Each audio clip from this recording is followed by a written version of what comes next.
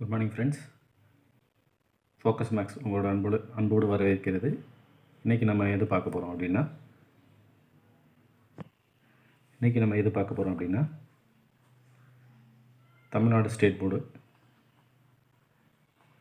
11th standard first யூனிட்டில் set, relation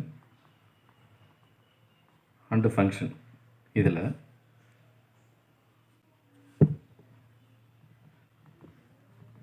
இந்த யூனிட்டில் கான்ஸ்டன்ட்னா என்ன, வேரியபிள்னா என்ன, இன்டர்வல்னா என்ன, நெய்பர்ஹுட்னா என்னென்னு பார்க்க போகிறோம்.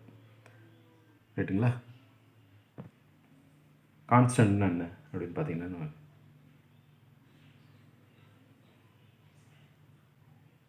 அன்அல்டர்ட்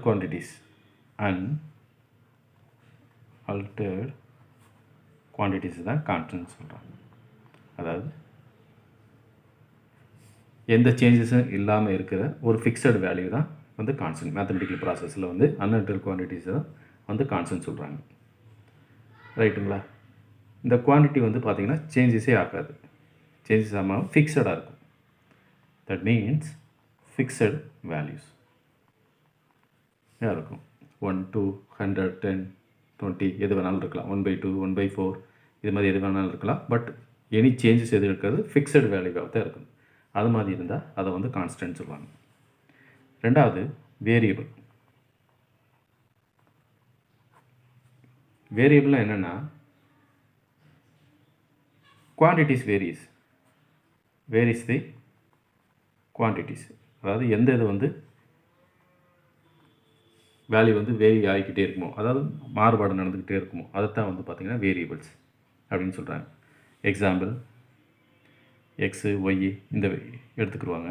எக்ஸோட வேல்யூ 1 இருந்தால் ஒய்யுடைய வேல்யூ 1, எக்ஸோடைய வேல்யூ 2 இருந்தால் ஒய்யுடைய வேல்யூ 2. இது மாதிரி சம் சேஞ்சஸ் மாறிக்கிட்டே இருக்கும். அப்போ மாறிக்கிட்டே இருந்தால் அதை வந்து பார்த்திங்கன்னா வேரியபிள். இந்த வேரியபிளில் 2 டைப் சொல்லுவாங்க. இண்டிபெண்டன்ட் வேரியபிள்,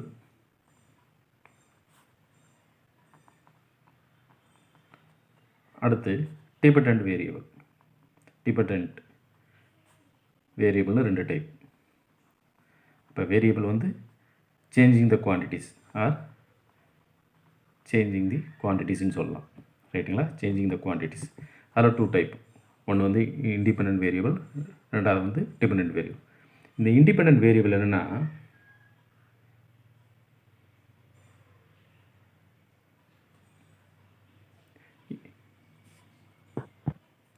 இது வந்து not depends on the other variable. Other வேரியபிளை டிபெண்ட் பண்ணியிருக்காது. But dependent variable depends on other வேரியபிளை டிபெண்ட் பண்ணியிருக்கோம். அதான். ரைட்டுங்களா? அதாவது ஒரு வேரியபிள் மற்றதை டிபெண்ட் பண்ணியாமல் இருந்தால், மற்ற வேரியபிளை டிபெண்ட் பண்ணாமல் இருந்தால் அது இண்டிபெண்டன்ட் வேரியபிள். மற்ற வேரியபிளை டிபெண்ட் பண்ணியிருந்தால் அதை இண்டிபெண்டன்ட் வேரியபிள். இது டிபெண்டன்ட் வேரியபிள், இண்டிபெண்டன்ட் வேரியபிள் ரெண்டாக பிரிக்கிறாங்க. ரைட்டுங்களா? இப்போ ஒரு எக்ஸாம்பிள் ஒன்று பார்ப்போம். இப்போ A = πr². இது சர்க்கிளுடைய ஒரு ஈக்குவேஷன்ஸ், அதாவது ஃபார்முலாஸ். இதில் என்ன, ஆர் வந்து என்ன, ஜென்ரலாக ரேடியஸ். ரைட்டா? ரேடியஸ் π = 22/7.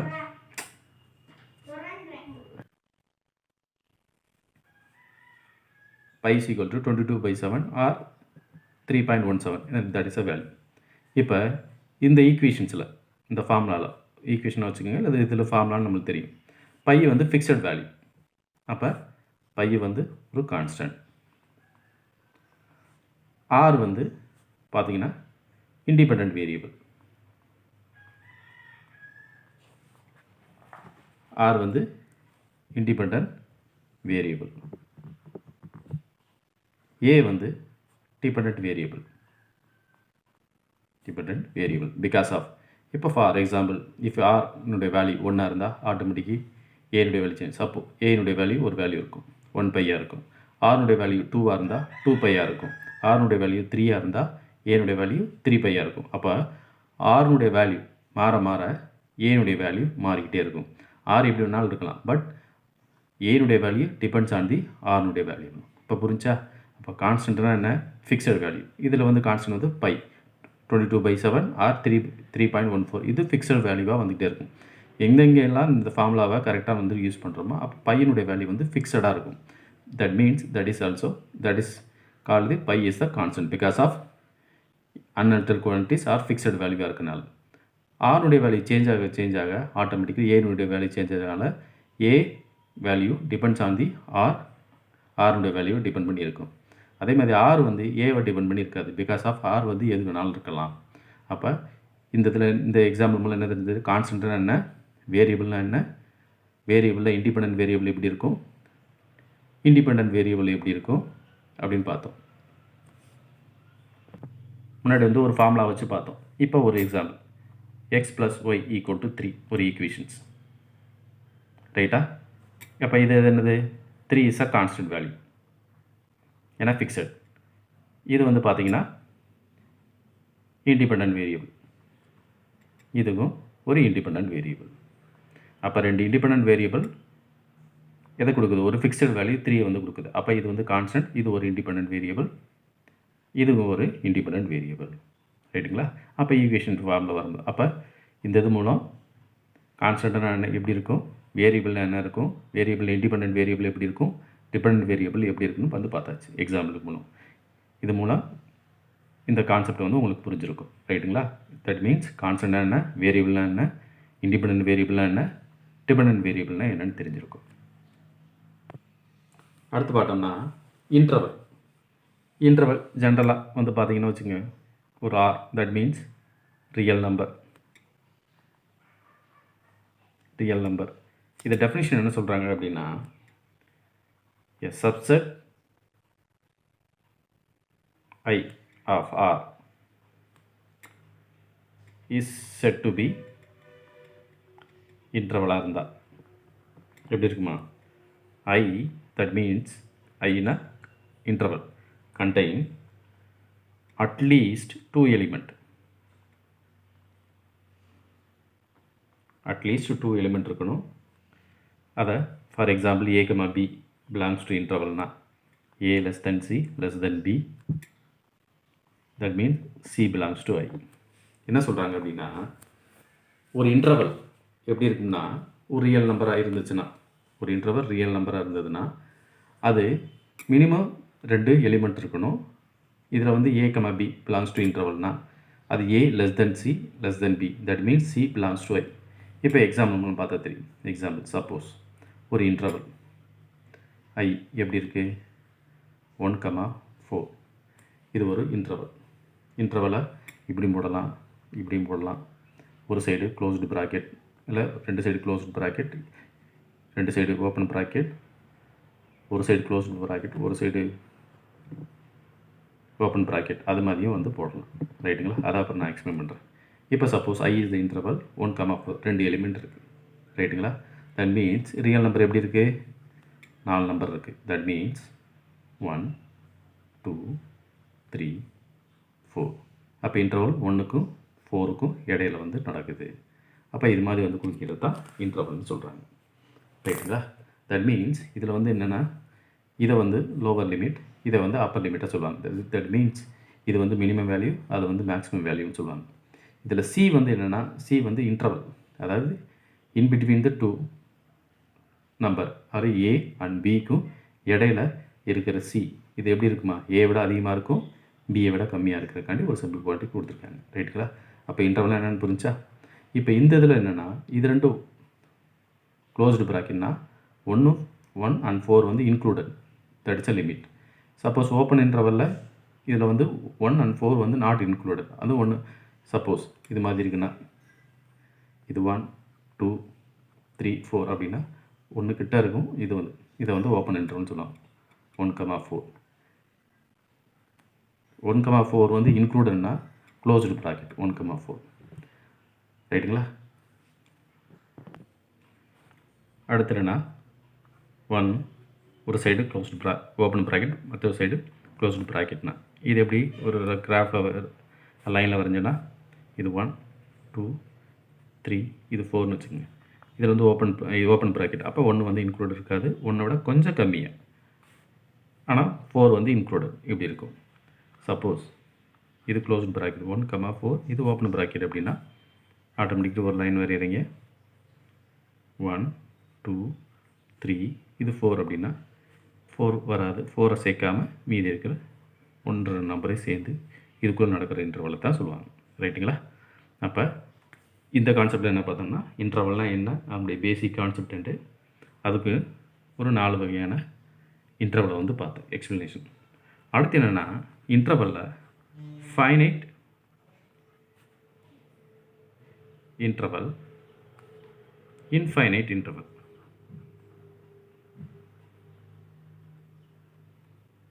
ஃபைனைட் இன்டர்வல்னால்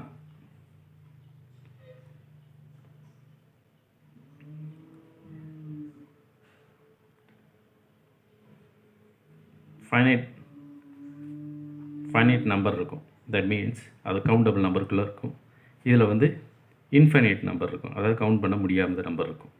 இப்போ எக்ஸாம்பிள் இதை பார்த்தீங்கன்னா 1, 2, 1,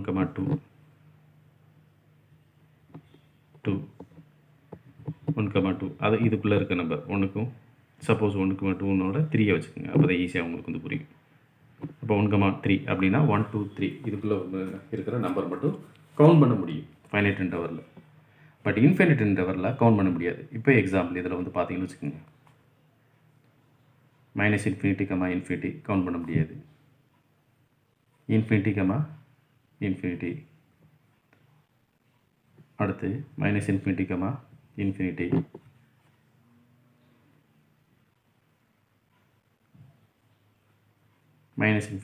∞, அப்போ இது மாதிரி இருக்க வர்றது. அதாவது தட் மீன்ஸ் அன்கவுண்டபிள் நம்பர் வந்து வித்தின் தி இன்டர்வல்குள்ளே இருந்ததுன்னா அது indefinite interval. Countable number of terms வந்து இருந்ததுன்னா ஆட்டோமேட்டிக்கலி அது வந்து ஃபைனைட் இன்டர்வல். அடுத்து பார்க்க போகிறது பார்த்தீங்கன்னா neighbourhood. What is mean by neighbourhood?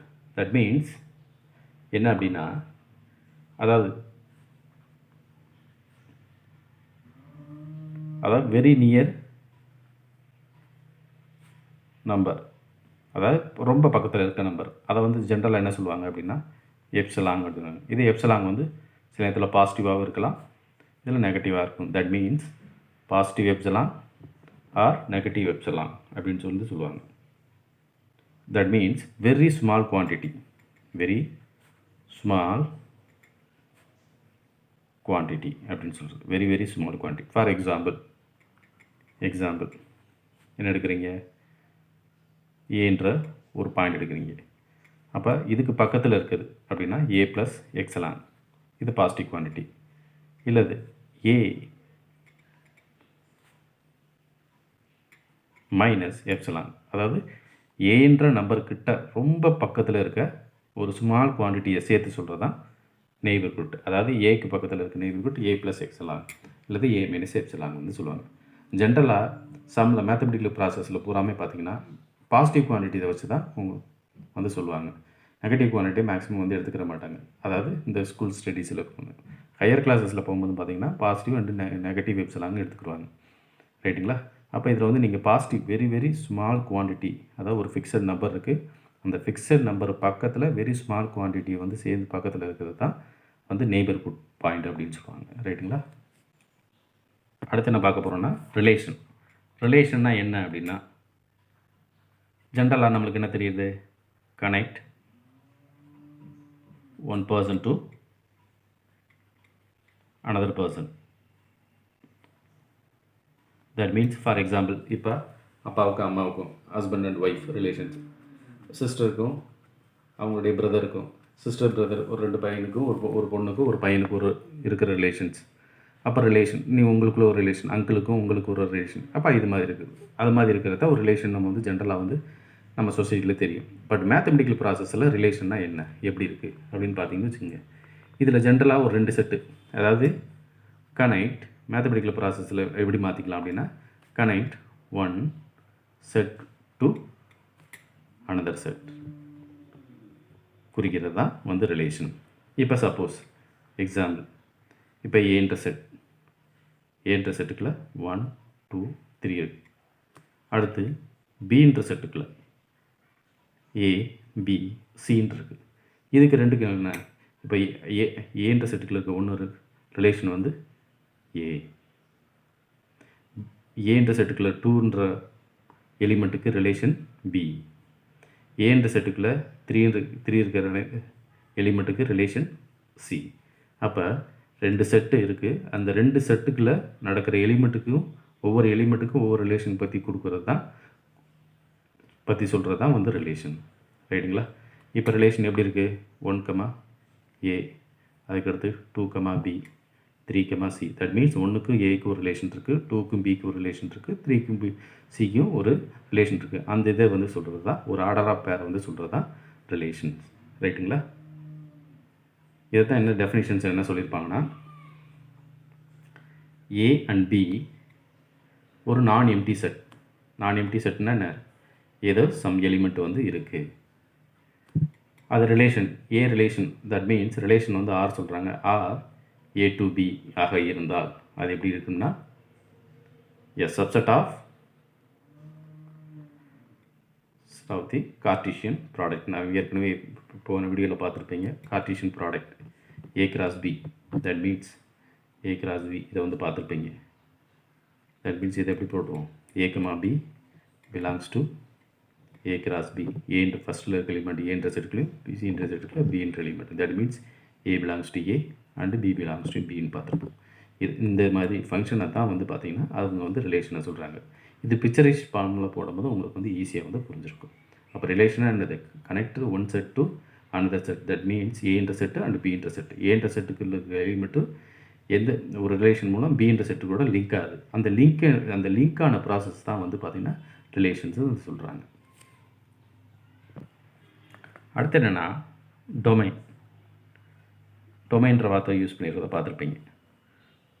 டொமைனா என்னென்னா ஃபஸ்ட்டு செட்டில் இருக்க எலிமெண்ட். ஃபஸ்ட்டு தட் மீன்ஸ் என்னென்னா first coordinates of ordered pair. ரைட்டா? அடுத்து வந்து ரேஞ்ச். ரேஞ்ச் ஆர் கோடொமைன் அப்படின்னு சொல்லுவாங்க சில நேரத்தில். ஒரு சில இதில் பார்த்தீங்கன்னா ரேஞ்ச் ஆர் கோடொமைன் சொல்லுவாங்க. இது என்னென்னா செகண்ட் கோஆர்டினேட்ஸ் ஆஃப் ஆர்டர்ட் பேர். ரைட்டுங்களா? இது ஞாபகம் சொல்லுங்க. ஃபார் எக்ஸாம்பிள், இப்போ ஏன்ற செட் 1 2 3, பின்ற செட் பி கியூ ஆர். இது ஏன்ற செட்டுக்குள்ள பின்ற செட், ஏன்ற செட்டுக்குள்ள 1 2 3, பின்ற செட்டில் பிக்யூஆர்ன்னு இருக்குது. ரைட்டுங்களா? இப்போ இதுக்கு ரெண்டுக்கும் ஏதோ ஒரு ரிலேஷன் நடக்குது. ரைட்டுங்களா? தட் மீன்ஸ் ரிலேஷன் ஏன்ற set 1 to 2 P, 2 to Q and 3 to R நடக்குது. ஒரு ரிலேஷன் ரெண்டுக்கு ஒரு லிங்க் வந்து நடக்குது. இப்போ என்ன டொமைன்னு சொல்கிறோம்? First coordinate of. இப்போ ஆர்டர் பேர் வந்து எடுத்திங்கன்னா வச்சுங்க, ஏ கிராஸ் பி. நீங்கள் ஆர்டர் பேர் எடுத்திங்கன்னா எப்படி எழுதலாம்? இதை 1, P and 2, Q and 3, R. இதை ஆர்டர் பேர். ரைட்டுங்களா? இது ஆர்டர் பேரில் ஃபஸ்ட்டு குவான்டிட்டி இருக்கிறது. இதுதான் வந்து பார்த்திங்கன்னு வச்சுக்க டொமைன். அப்போ ஃபஸ்ட்டு குவான்டிட்டி இருக்கிறது என்ன? 1 2 3. இதை தான் வந்து டொமைன். ரைட்டுங்களா? தட் மீன்ஸ் ஏன்ற செட்டுக்குள்ள இருக்குது. பின்ற செட்டுக்குள்ள இருக்கிறது என்னது? P Q R. That means second coordinates of the ordered pair. அப்போ இதுதான் வந்து கோடொமைன் ஆர் ரேஞ்ச் அல்லது ரேஞ்சுன்னு சொல்லுவாங்க.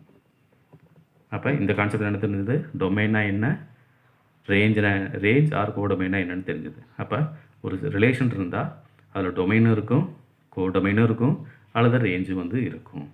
அப்போ முன்னாடி பார்த்தது ரிலேஷன்னா பேசிக் கான்செப்டை பார்த்தோம்.